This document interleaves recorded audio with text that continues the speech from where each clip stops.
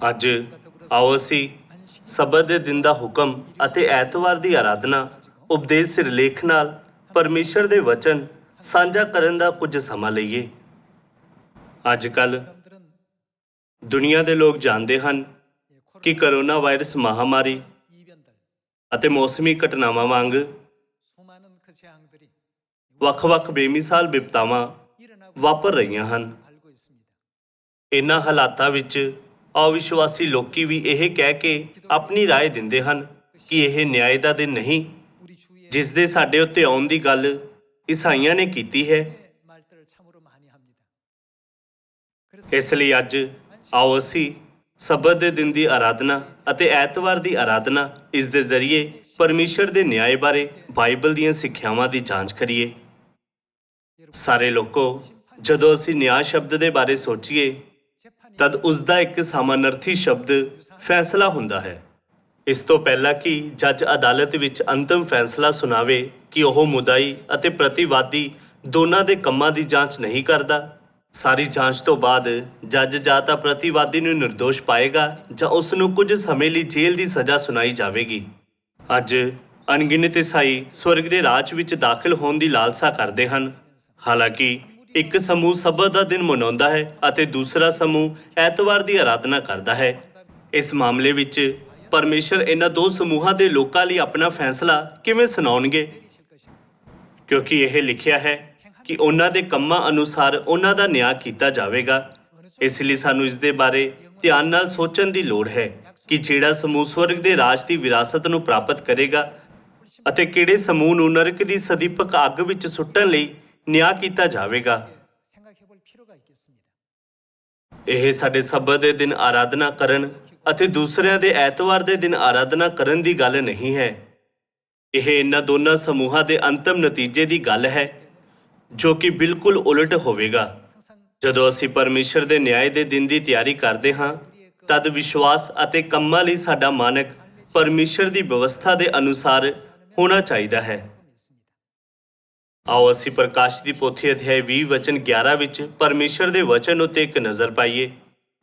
ਫਿਰ ਮੈਂ ਇੱਕ ਵੱਡਾ ਤੇ ਚਿੱਟਾ ਸਿੰਘਾਸਨ ਅਤੇ ਉਹਨੂੰ ਜਿਹੜਾ ਉਸ ਉੱਤੇ ਬਿਰਾਜਮਾਨ ਸੀ ਵੇਖਿਆ, ਜਿਹਦੇ ਸਾਹਮਣੇ ਉਹ ਧਰਤੀ ਅਤੇ ਆਕਾਸ਼ ਨੱਸ ਗਏ ਅਤੇ ਉਹਨਾਂ ਲਈ ਕੋਈ ਥਾਂ ਨਾ ਮਿਲਿਆ। ਅਤੇ ਮੈਂ ਮੁਰਦਿਆਂ ਨੂੰ ਕਿ ਵੱਡੇ ਕਿ ਛੋਟੇ ਸਿੰਘਾਸਨ ਦੇ ਅੱਗੇ ਖਲੋਤਿਆਂ ਵੇਖਿਆ ਅਤੇ ਪੋਥੀਆਂ ਖੋਲੀਆਂ ਗਈਆਂ ਅਤੇ ਇੱਕ ਹੋਰ ਪੋਥੀ ਜਿਹੜੀ ਜੀਵਨ ਦੀ ਪੋਥੀ ਹੈ ਖੋਲੀ ਗਈ ਅਤੇ ਮੁਰਦਿਆਂ ਦਾ ਨਿਆਂ ਪੋਥੀਆਂ ਵਿੱਚ ਲਿਖੀਆਂ ਹੋਈਆਂ ਗੱਲਾਂ ਤੋਂ ਮਰੇ ਹੋਇਆਂ ਦਾ ਨਿਆਂ ਕਿਵੇਂ ਕੀਤਾ ਗਿਆ, ਉਹਨਾਂ ਦੀਆਂ ਕਰਨੀਆਂ ਦੇ ਅਨੁਸਾਰ ਕੀਤਾ ਗਿਆ। ਸਬਤ ਦੀ ਆਰਾਧਨਾ ਮਨਾਉਣਾ ਅਤੇ ਐਤਵਾਰ ਦੀ ਆਰਾਧਨਾ ਮਨਾਉਣਾ, ਇਹਨਾਂ ਵਿਸ਼ਵਾਸ ਦੇ ਕੰਮਾਂ ਦੀ ਜਾਂਚ ਸਾਨੂੰ ਬਾਈਬਲ ਦੀਆਂ ਸਿੱਖਿਆਵਾਂ ਦੇ ਅਨੁਸਾਰ ਕਰਨੀ ਚਾਹੀਦੀ ਹੈ ਅਤੇ ਦੋਨਾਂ ਨੂੰ ਨਿਆਂ ਦੇ ਪੈਮਾਨੇ ਤੇ ਰੱਖਣਾ ਚਾਹੀਦਾ ਹੈ। ਅਜਿਹਾ ਇਸ ਲਈ ਹੈ ਕਿਉਂਕਿ ਪਰਮੇਸ਼ਰ ਹਰ ਚੀਜ਼ ਦਾ ਨਿਆਂ ਬਾਈਬਲ ਦੀਆਂ ਸਿੱਖਿਆਵਾਂ ਦੇ ਅਨੁਸਾਰ ਕਰਨਗੇ। ਆਓ ਅਸੀਂ ਵਚਨ 13 ਉੱਤੇ ਜਾਈਏ। ਅਤੇ ਸਮੁੰਦਰ ਨੇ ਉਹ ਮੁਰਦੇ ਜਿਹੜੇ ਉਹਦੇ ਵਿੱਚ ਸਨ ਮੋੜ ਦਿੱਤੇ ਅਤੇ ਕਾਲ ਅਤੇ ਪਤਾਲ ਦੇ ਉਹ ਮੁਰਦੇ ਜਿਹੜੇ ਉਹਨਾਂ ਵਿੱਚ ਸਨ ਮੋੜ ਦਿੱਤੇ ਅਤੇ ਹਰੇਕ ਦਾ ਨਿਆਂ ਉਹਦੀਆਂ ਕਰਨੀਆਂ ਦੇ ਅਨੁਸਾਰ ਕੀਤਾ ਗਿਆ। ਤਾਂ ਕਾਲ ਅਤੇ ਪਤਾਲ ਅੱਗ ਦੀ ਝੀਲ ਵਿੱਚ ਸੁੱਟੇ ਗਏ। ਇਹ ਦੂਈ ਮੌਤ ਹੈ, ਅਰਥਾਤ ਅੱਗ ਦੀ ਝੀਲ। ਅਤੇ ਜੇ ਕੋਈ ਜੀਵਨ ਦੀ ਪੋਥੀ ਵਿੱਚ ਲਿਖਿਆ ਹੋਇਆ ਨਾ ਲੱਭਾ ਤਾਂ ਉਹ ਅੱਗ ਦੀ ਝੀਲ ਵਿੱਚ ਸੁੱਟਿਆ ਗਿਆ। ਕੁਝ ਅਜਿਹੇ ਲੋਕ ਹਨ ਜੋ ਸਬਤ ਦੇ ਦਿਨ ਦਾ ਪਾਲਣ ਕਰਦੇ ਹਨ ਅਤੇ ਕੁਝ ਅਜਿਹੇ ਲੋਕ ਵੀ ਹਨ ਜੋ ਐਤਵਾਰ ਦੀ ਆਰਾਧਨਾ ਮਨਾਉਂਦੇ ਹਨ। ਪਰਮੇਸ਼ਰ ਨੇ ਸਾਨੂੰ ਬਾਈਬਲ ਦੁਆਰਾ ਪਹਿਲਾਂ ਹੀ ਦੱਸ ਦਿੱਤਾ ਹੈ ਕਿ ਉਹ ਕਿਸ ਤਰ੍ਹਾਂ ਦਾ ਫੈਸਲਾ ਲੈਣਗੇ। ਇਸ ਮਾਮਲੇ ਤੇ ਵਿਚਾਰ ਕਰਦੇ ਹੋਏ ਜਦ ਅਸੀਂ ਮੱਤੀ ਅਧਿਆਇ 7 ਵਚਨ 21 ਦੇਖੀਏ ਤਦ ਇਸ ਤਰ੍ਹਾਂ ਲਿਖਿਆ ਹੈ, ਨਾ ਹਰੇਕ ਜਿਹੜਾ ਮੈਨੂੰ ਪ੍ਰਭੂ ਪ੍ਰਭੂ ਕਹਿੰਦਾ ਹੈ ਸਵਰਗ ਦੇ ਰਾਜ ਵਿੱਚ ਵੜੇਗਾ, ਬਲਕਿ ਉਹੀਓ ਜੋ ਮੇਰੇ ਸਵਰਗੀ ਪਿਤਾ ਦੀ ਮਰਜ਼ੀ ਉੱਤੇ ਚੱਲਦਾ ਹੈ। ਸਵਰਗ ਵਿੱਚ ਕੌਣ ਵੜੇਗਾ? ਸਿਰਫ ਉਹ ਜੋ ਸਵਰਗੀ ਪਿਤਾ ਦੀ ਮਰਜ਼ੀ ਉੱਤੇ ਚੱਲਦੇ ਹਨ ਸਵਰਗ ਦੇ ਰਾਜ ਵਿੱਚ ਵੜਨਗੇ। ਇਸ ਦੇ ਉਲਟ ਉਹ ਜੋ ਸਵਰਗੀ ਪਿਤਾ ਦੀ ਮਰਜ਼ੀ ਉੱਤੇ ਨਹੀਂ ਚੱਲਦੇ ਸਦੀਪਕ ਨਰਕ ਦੀ ਅੱਗ ਵਿੱਚ ਸੁੱਟੇ ਜਾਣਗੇ। ਇਹ ਯੀਸ਼ੂ ਮਸੀਹ ਦੀ ਸਿੱਖਿਆ ਹੈ। ਫਿਰ ਆਰਾਧਨਾ ਦਾ ਕਿਹੜਾ ਦਿਨ ਪਿਤਾ ਜੀ ਦੀ ਮਰਜ਼ੀ ਨਾਲ ਸੰਬੰਧਿਤ ਹੈ? ਆਓ ਅਸੀਂ ਇਸ ਦੀ ਪੁਸ਼ਟੀ ਕੂਚ ਅਧਿਆਇ 20 ਵਚਨ 8 ਵਿੱਚ ਪਰਮੇਸ਼ਰ ਦੇ ਵਚਨ ਦੇ ਦੁਆਰਾ ਕਰੀਏ। ਇਹ ਕਹਿੰਦਾ ਹੈ, ਤੂੰ ਸਬਤ ਦੇ ਦਿਨ ਨੂੰ ਪਵਿੱਤਰ ਜਾਣ ਕੇ ਚੇਤੇ ਰੱਖ। ਇਹ ਵਚਨ ਕਿਸ ਨੇ ਬੋਲੇ? ਕਿ ਅਸੀਂ ਕੂਚ ਅਧਿਆਇ 20 ਵਚਨ 1 ਦੇਖੀਏ। ਫਿਰ ਪਰਮੇਸ਼ਰ ਇਹ ਸਾਰੀਆਂ ਗੱਲਾਂ ਬੋਲੀਆਂ ਕਿ ਪਰਮੇਸ਼ਰ ਸਾਰੀਆਂ ਗੱਲਾਂ ਬੋਲੀਆਂ ਦਾ ਮਤਲਬ ਹੈ ਕਿ ਪਰਮੇਸ਼ਰ ਨੇ ਖੁਦ ਸਭ ਵਚਨ ਬੋਲੇ। ਮੈਂ ਯਹੋਵਾ ਤੇਰਾ ਪਰਮੇਸ਼ਰ ਹਾਂ, ਜਿਹੜਾ ਤੈਨੂੰ ਮਿਸਰ ਦੇਸ਼ ਤੋਂ ਗੁਲਾਮੀ ਦੇ ਘਰ ਤੋਂ ਕੱਢ ਲਿਆਇਆ ਹੈ। ਮੇਰੇ ਸਨਮੁਖ ਤੇਰੇ ਲਈ ਦੂਜੇ ਦੇਵਤੇ ਨਾ ਹੋਣ, ਤੂੰ ਆਪਣੇ ਲਈ ਉਕਰੀ ਹੋਈ ਮੂਰਤ ਨਾ ਬਣਾ। ਇਸਨੇ ਇਹ ਸਾਰੇ ਵਚਨ ਬੋਲੇ ਉਹ ਪਰਮੇਸ਼ਰ ਸੀ ਕਿ ਇਹ ਉਹ ਦ੍ਰਿਸ਼ ਨਹੀਂ ਜਿੱਥੇ ਪਰਮੇਸ਼ਰ ਨੇ ਆਪਣੀ ਮਰਜ਼ੀ ਨੂੰ ਸਾਰੀ ਮਨੁੱਖ ਜਾਤੀ ਨੂੰ ਘੋਸ਼ਣਾ ਕਰਕੇ ਸਥਾਪਿਤ ਕੀਤਾ ਸੀ। ਜਦੋਂ ਅਸੀਂ ਵਚਨ 5 ਨਾਲ ਪੜ੍ਹਨਾ ਜਾਰੀ ਰੱਖੀਏ, ਨਾ ਤੂੰ ਉਹਨਾਂ ਦੇ ਅੱਗੇ ਮੱਥਾ ਟੇਕ, ਨਾ ਉਹਨਾਂ ਦੀ ਪੂਜਾ ਕਰ, ਕਿਉਂ ਜੋ ਮੈਂ ਯਹੋਵਾ ਤੇਰਾ ਪਰਮੇਸ਼ਰ ਅਣਖ ਵਾਲਾ ਪਰਮੇਸ਼ਰ ਹਾਂ, ਜਿਹੜਾ ਪਿਓ ਦਾਦਿਆਂ ਦੀ ਬੁਰਾਈ ਨੂੰ ਬੱਚਿਆਂ ਉੱਤੇ ਅਤੇ ਆਪਣੇ ਵੈਰੀਆਂ ਦੀ ਤੀਜੀ ਅਤੇ ਚੌਥੀ ਪੀੜ੍ਹੀ ਉੱਤੇ ਲਿਆਉਂਦਾ ਹਾਂ, ਪਰ ਹਜ਼ਾਰਾਂ ਉੱਤੇ ਜਿਹੜੇ ਮੇਰੇ ਨਾਲ ਪ੍ਰੀਤ ਪਾਲਦੇ ਤੇ ਮੇਰੇ ਹੁਕਮਾਂ ਨੂੰ ਮੰਨਦੇ ਹਨ ਦਇਆ ਕਰਦਾ ਹਾਂ। ਤੂੰ ਯਹੋਵਾ ਆਪਣੇ ਪਰਮੇਸ਼ਰ ਦਾ ਨਾਮ ਵਿਅਰਥ ਨਾ ਲੈ, ਕਿਉਂਕਿ ਜਿਹੜਾ ਉਸ ਦਾ ਨਾਮ ਵਿਅਰਥ ਲੈਂਦਾ ਹੈ ਯਹੋਵਾ ਉਸ ਨੂੰ ਬੇਦੋਸ਼ ਨਾ ਠਹਿਰਾਵੇਗਾ। ਇਸ ਵਚਨ ਦੇ ਤੁਰੰਤ ਬਾਅਦ ਪਰਮੇਸ਼ਰ ਨੇ ਕੀ ਕਿਹਾ? ਤੂੰ ਸਬਤ ਦੇ ਦਿਨ ਨੂੰ ਪਵਿੱਤਰ ਜਾਣ ਕੇ ਚੇਤੇ ਰੱਖ। ਇਹ ਕਿਸ ਦੀ ਮਰਜ਼ੀ ਹੈ? ਯੀਸ਼ੂ ਨੇ ਕਿਹਾ, ਸਿਰਫ ਉਹ ਜੋ ਸਵਰਗੀ ਪਿਤਾ ਦੀ ਮਰਜ਼ੀ ਉੱਤੇ ਚੱਲਦੇ ਹਨ ਸਵਰਗ ਦੇ ਰਾਜ ਵਿੱਚ ਵੜਨਗੇ। ਤੁਸੀਂ ਸਿਰਫ ਪ੍ਰਭੂ ਪ੍ਰਭੂ ਬੋਲਣ ਨਾਲ ਸਵਰਗ ਦੇ ਰਾਜ ਵਿੱਚ ਪ੍ਰਵੇਸ਼ ਨਹੀਂ ਕਰ ਸਕਦੇ। ਇਹ ਇਸ ਤਰ੍ਹਾਂ ਕਦੀ ਨਹੀਂ ਹੋ ਸਕਦਾ। ਫਿਰ ਇਹ ਹੁਕਮ ਤੂੰ ਸਬਤ ਦੇ ਦਿਨ ਨੂੰ ਪਵਿੱਤਰ ਜਾਣ ਕੇ ਚੇਤੇ ਰੱਖ ਕਿ ਉਹ ਸਿੱਖਿਆ ਨਹੀਂ ਜਿਸ ਵਿੱਚ ਪਰਮੇਸ਼ਰ ਦੀ ਮਰਜ਼ੀ ਦਰਜ ਹੈ। ਸਬਤ ਦਾ ਦਿਨ ਦਰਅਸਲ ਪਰਮੇਸ਼ਰ ਦੀ ਮਰਜ਼ੀ ਹੈ। ਇਹ ਕਿਸੇ ਮਨੁੱਖ ਦੇ ਦੁਆਰਾ ਆਓ ਅਸੀਂ ਇਹ ਜਾਂ ਉਹ ਦਿਨ ਮਨਾਈਏ ਕਹਿ ਕੇ ਸਥਾਪਿਤ ਨਹੀਂ ਕੀਤਾ ਗਿਆ। ਸਬਤ ਦਾ ਦਿਨ ਪਰਮੇਸ਼ਰ ਦੁਆਰਾ ਸਥਾਪਿਤ ਕੀਤਾ ਗਿਆ ਹੈ। ਮਤੀ ਅਧਿਆਇ 7 ਵਚਨ 21 ਵਿੱਚ ਇਹ ਕਿਹਾ ਗਿਆ ਹੈ, ਨਾ ਹਰੇਕ ਜਿਹੜਾ ਮੈਨੂੰ ਪ੍ਰਭੂ ਪ੍ਰਭੂ ਕਹਿੰਦਾ ਹੈ ਸਵਰਗ ਦੇ ਰਾਜ ਵਿੱਚ ਵੜੇਗਾ, ਬਲਕਿ ਉਹ ਜੋ ਮੇਰੇ ਸਵਰਗੀ ਪਿਤਾ ਦੀ ਮਰਜ਼ੀ ਉੱਤੇ ਚੱਲਦਾ ਹੈ। ਜੇਕਰ ਪਰਮੇਸ਼ਰ ਨੇ ਇਹ ਵਚਨ ਬੋਲੇ ਹਨ, ਫਿਰ ਕੀ ਸਬਤ ਦੇ ਦਿਨ ਨੂੰ ਮਨਾਉਣਾ ਪਰਮੇਸ਼ਰ ਦੀ ਮਰਜ਼ੀ ਨਹੀਂ? ਪਰਮੇਸ਼ਰ ਨੇ ਸਪਸ਼ਟ ਰੂਪ ਨਾਲ ਕਿਹਾ, ਸਿਰਫ ਉਹ ਜੋ ਸਵਰਗੀ ਪਿਤਾ ਦੀ ਮਰਜ਼ੀ ਉੱਤੇ ਚੱਲਦੇ ਹਨ ਸਵਰਗ ਦੇ ਰਾਜ ਵਿੱਚ ਵੜਨਗੇ। ਜੇਕਰ ਲੋਕ ਖੁਦ ਦੀ ਮਰਜ਼ੀ ਨਾਲ ਕਿਸੇ ਵੀ ਦਿਨ ਨੂੰ ਮਨਾਉਣ, ਫਿਰ ਇਹ ਪਰਮੇਸ਼ਰ ਦੀ ਪਵਿੱਤਰ ਮਰਜ਼ੀ ਦੇ ਵਿਰੁੱਧ ਬਗਾਵਤ ਦਾ ਕੰਮ ਹੈ, ਜਿਸ ਦੇ ਦੁਆਰਾ ਉਹ ਪਰਮੇਸ਼ਰ ਨੂੰ ਧੋਖਾ ਦਿੰਦੇ ਹਨ। ਪਰਮੇਸ਼ਰ ਨੇ ਕਿਹਾ, ਤੂੰ ਸਬਤ ਦੇ ਦਿਨ ਨੂੰ ਪਵਿੱਤਰ ਜਾਣ ਕੇ ਚੇਤੇ ਰੱਖ। ਫਿਰ ਹਫਤੇ ਦਾ ਕਿਹੜਾ ਦਿਨ ਸਬਤ ਦਾ ਦਿਨ ਹੈ? ਕਿ ਇਹ ਐਤਵਾਰ ਹੈ ਜਿਸ ਨੂੰ ਦੁਨੀਆ ਦੇ ਕਈ ਈਸਾਈ ਮਨਾਉਂਦੇ ਹਨ, ਜਾਂ ਉਹ ਸ਼ਨੀਵਾਰ ਹੈ ਜਿਸ ਦਿਨ ਅਸੀਂ ਆਰਾਧਨਾ ਕਰਦੇ ਹਾਂ? ਸਾਨੂੰ ਇਸ ਮਾਮਲੇ ਨੂੰ ਹਲਕੇ 'ਚ ਨਹੀਂ ਲੈਣਾ ਚਾਹੀਦਾ ਕਿ ਸਾਨੂੰ ਉਹ ਨਹੀਂ ਹੋਣਾ ਚਾਹੀਦਾ ਜੋ ਇਸ ਮਾਮਲੇ ਨੂੰ ਸਪਸ਼ਟ ਰੂਪ ਨਾਲ ਸਮਝਦੇ ਹਨ ਅਤੇ ਪਰਮੇਸ਼ਰ ਦੀ ਮਰਜ਼ੀ ਦਾ ਪਾਲਣ ਕਰਦੇ ਹਨ। ਜਦੋਂ ਤੁਸੀਂ ਉਤਪਤ ਅਧਿਆਇ 2 ਵਚਨ 1 ਪੜ੍ਹੋ, ਸੋ ਆਕਾਸ਼ ਤੇ ਧਰਤੀ ਤੇ ਉਹਨਾਂ ਦੀ ਸਾਰੀ ਵਸੋਂ ਸੰਪੂਰਨ ਕੀਤੀ ਗਈ ਅਤੇ ਪਰਮੇਸ਼ਰ ਨੇ 7ਵੇਂ ਦਿਨ ਆਪਣੇ ਕਾਰਜ ਨੂੰ ਜਿਹੜਾ ਉਸਨੇ ਬਣਾਇਆ ਸੀ ਸੰਪੂਰਨ ਕੀਤਾ। ਪਰਮੇਸ਼ਰ ਨੇ ਆਪਣੇ ਕਾਰਜ ਨੂੰ ਕਿਸ ਦਿਨ ਸੰਪੂਰਨ ਕੀਤਾ? ਪਰਮੇਸ਼ਰ ਨੇ ਆਪਣੇ ਕਾਰਜ ਨੂੰ 7ਵੇਂ ਦਿਨ ਸੰਪੂਰਨ ਕੀਤਾ ਅਤੇ ਪਰਮੇਸ਼ਰ ਨੇ 7ਵੇਂ ਦਿਨ ਆਪਣੇ ਕਾਰਜ ਨੂੰ ਜਿਹੜਾ ਉਸਨੇ ਬਣਾਇਆ ਸੀ ਸੰਪੂਰਨ ਕੀਤਾ ਅਤੇ 7ਵੇਂ ਦਿਨ ਪਰਮੇਸ਼ਰ ਨੇ ਕੀ ਕੀਤਾ? ਆਪਣੇ ਸਾਰੇ ਕਾਰਜ ਤੋਂ ਜਿਹੜਾ ਉਸਨੇ ਬਣਾਇਆ ਸੀ ਵਿਹਲਾ ਹੋ ਗਿਆ। ਕਿ ਪਰਮੇਸ਼ਰ ਨੇ ਇਸ ਦਿਨ ਨੂੰ ਸਬਤ ਨਹੀਂ ਕਿਹਾ, ਜਿਸ ਦਾ ਮਤਲਬ ਵਿਸ਼ਰਾਮ ਹੈ। ਆਓ ਅਸੀਂ ਵਚਨ 3 ਦੇ ਨਾਲ ਪੜ੍ਹਨਾ ਜਾਰੀ ਰੱਖੀਏ। ਤਾਂ ਪਰਮੇਸ਼ਰ ਨੇ 7ਵੇਂ ਦਿਨ ਨੂੰ ਆਸ਼ੀਸ਼ ਦਿੱਤੀ। ਪਰਮੇਸ਼ਰ ਨੇ 7ਵੇਂ ਦਿਨ ਨੂੰ ਸਬਤ ਦੇ ਦਿਨ ਦੇ ਰੂਪ ਵਿੱਚ ਚੁਣਿਆ ਅਤੇ 7ਵੇਂ ਦਿਨ ਤੇ ਹੋਰ ਦਿਨਾਂ ਵਿਚਕਾਰ ਸਪਸ਼ਟ ਅੰਤਰ ਕੀਤਾ। ਜਦੋਂ ਪਰਮੇਸ਼ਰ ਨੇ 7ਵੇਂ ਦਿਨ ਨੂੰ ਖਾਸ ਤੌਰ ਤੇ ਆਸ਼ੀਸ਼ ਦਿੱਤੀ, ਫਿਰ ਉਹਨਾਂ ਨੇ ਹੋਰ ਕੀ ਕੀਤਾ? ਉਹਨਾਂ ਨੇ ਇਸ ਨੂੰ ਪਵਿੱਤਰ ਠਹਿਰਾਇਆ। ਇਹ ਸਪਸ਼ਟ ਰੂਪ ਨਾਲ ਕਹਿੰਦਾ ਹੈ, ਤਾਂ ਪਰਮੇਸ਼ਰ ਨੇ 7ਵੇਂ ਦਿਨ ਨੂੰ ਆਸੀਸ ਦਿੱਤੀ ਅਤੇ ਉਹਨੂੰ ਇਸ ਲਈ ਪਵਿੱਤਰ ਠਹਿਰਾਇਆ ਜੋ ਉਸੇ ਦਿਨ ਆਪਣੇ ਕਾਰਜ ਤੋਂ ਜਿਹੜਾ ਪਰਮੇਸ਼ਰ ਨੇ ਉਤਪਤ ਕਰਕੇ ਬਣਾਇਆ ਸੀ ਉਹ ਵਿਹਲਾ ਹੋ ਗਿਆ। ਇਹ ਦਿਨ 7ਵਾਂ ਦਿਨ ਹੈ। ਸੌਖੇ ਸ਼ਬਦਾਂ ਵਿੱਚ ਕਹੀਏ ਤਾਂ 7ਵਾਂ ਦਿਨ ਉਹ ਦਿਨ ਹੈ ਜਦੋਂ ਅਸੀਂ ਪਰਮੇਸ਼ਰ ਤੋਂ ਆਸ਼ੀਸ਼ਾਂ ਪ੍ਰਾਪਤ ਕਰ ਸਕਦੇ ਹਾਂ। 7ਵਾਂ ਦਿਨ ਉਹ ਦਿਨ ਹੈ ਜਦੋਂ ਪਰਮੇਸ਼ਰ ਸਾਨੂੰ ਪਵਿੱਤਰ ਹੋਣ ਦੀ ਇਜਾਜ਼ਤ ਦਿੰਦੇ ਹਨ। 7ਵਾਂ ਦਿਨ ਉਹ ਦਿਨ ਹੈ ਜਦੋਂ ਪਰਮੇਸ਼ਰ ਸਾਨੂੰ ਵਿਸ਼ਰਾਮ ਵੀ ਦਿੰਦੇ ਹਨ। ਪਰਮੇਸ਼ਰ ਨੇ 7ਵੇਂ ਦਿਨ ਨੂੰ ਖਾਸ ਠਹਿਰਾਇਆ ਅਤੇ ਇਸ ਦਿਨ ਇਹਨਾਂ ਸਾਰੀਆਂ ਆਸ਼ੀਸ਼ਾਂ ਨੂੰ ਦੇਣ ਦਾ ਵਾਅਦਾ ਕੀਤਾ। ਪਰਮੇਸ਼ਰ ਨੇ ਇਸ ਦਿਨ ਨੂੰ 10 ਹੁਕਮਾਂ ਵਿੱਚੋਂ ਚੌਥੇ ਹੁਕਮ ਦੇ ਰੂਪ ਵਿੱਚ ਵੀ ਨਿਯੁਕਤ ਕੀਤਾ, ਕਿਉਂਕਿ ਪਰਮੇਸ਼ਰ ਨੇ ਖੁਦ ਇਸ ਹੁਕਮ ਨੂੰ ਲਿਖਿਆ, ਤੂੰ ਸਬਤ ਦੇ ਦਿਨ ਨੂੰ ਪਵਿੱਤਰ ਜਾਣ ਕੇ ਚੇਤੇ ਰੱਖ। ਇਸ ਤੋਂ ਕਿ ਅਸੀਂ ਇਸ ਹੁਕਮ ਵਿੱਚ ਦਰਜ ਪਰਮੇਸ਼ਰ ਦੀ ਪਵਿੱਤਰ ਮਰਜ਼ੀ ਨੂੰ ਨਹੀਂ ਸਮਝ ਸਕਦੇ। ਉਹ ਮੂਸਾ ਨਹੀਂ ਸੀ ਜਿਸ ਨੇ ਉਕਰੇ ਹੋਏ ਉਪਕਰਨ ਦੀ ਵਰਤੋਂ ਦੁਆਰਾ ਇਹ ਸ਼ਬਦ ਪੱਥਰ ਦੀਆਂ ਫੱਟਿਆਂ ਉੱਤੇ ਲਿਖੇ ਸੀ। ਅਸੀਂ ਇਹ ਕਹਿ ਸਕਦੇ ਹਾਂ ਕਿ ਪੱਥਰ ਦੀਆਂ ਫੱਟਿਆਂ ਉੱਤੇ ਪਰਮੇਸ਼ਰ ਦੀਆਂ ਉਂਗਲੀਆਂ ਨਾਲ ਲਿਖਿਆ ਗਿਆ ਸੀ। ਪੱਕਾ ਹੀ ਇਸ ਦਿਨ ਵਿੱਚ ਪਰਮੇਸ਼ਰ ਦੀ ਮਹਾਨ ਮਰਜ਼ੀ ਦਰਜ ਹੈ। ਕਿ ਤੁਹਾਨੂੰ ਇਸ ਤਰ੍ਹਾਂ ਨਹੀਂ ਲੱਗਦਾ? ਪਰਮੇਸ਼ਰ 7ਵੇਂ ਦਿਨ ਸਾਨੂੰ ਪਵਿੱਤਰ ਕਰਦੇ ਹਨ, ਬਹੁਤ ਸਾਰੀਆਂ ਆਸ਼ੀਸ਼ਾਂ ਅਤੇ ਵਿਸ਼ਰਾਮ ਦਿੰਦੇ ਹਨ। 7ਵੇਂ ਦਿਨ ਵਿੱਚ ਇਹ ਸਾਰੀਆਂ ਸ਼ਾਨਦਾਰ ਆਸ਼ੀਸ਼ਾਂ ਸ਼ਾਮਿਲ ਹਨ। 일곱째 날이 되겠습니다. ਲੋਕ ਅਕਸਰ ਪੁੱਛਦੇ ਹਨ ਕਿ 7ਵਾਂ ਦਿਨ ਐਤਵਾਰ ਨਹੀਂ। 그럼 성경 ਬਾਈਬਲ ਵਿੱਚ ਪਹਿਲਾ ਦਿਨ ਕਿਹੜਾ ਦਿਨ ਹੈ ਅਤੇ 7ਵਾਂ ਦਿਨ ਕਿਹੜਾ ਦਿਨ ਹੈ? 날로 삼으셨는지 ਇਸ ਦਾ ਜਵਾਬ ਜਾਣਨ ਲਈ ਆਓ ਅਸੀਂ ਮਰਕੁਸ ਦੀ ਪੋਥੀ ਅਧਿਆਇ 16 ਵਚਨ 1 ਉੱਤੇ ਨਜ਼ਰ ਪਾਈਏ। ਜਦ ਸਬਤ ਦਾ ਦਿਨ ਬੀਤ ਗਿਆ। ਸਬਤ ਕਿਹੜਾ ਦਿਨ ਹੈ? ਜਦ ਸਬਤ ਦਾ ਦਿਨ ਬੀਤ ਗਿਆ, ਇਸ ਦਾ ਮਤਲਬ ਹੈ ਕਿ ਜਦੋਂ 7ਵਾਂ ਦਿਨ ਬੀਤ ਗਿਆ।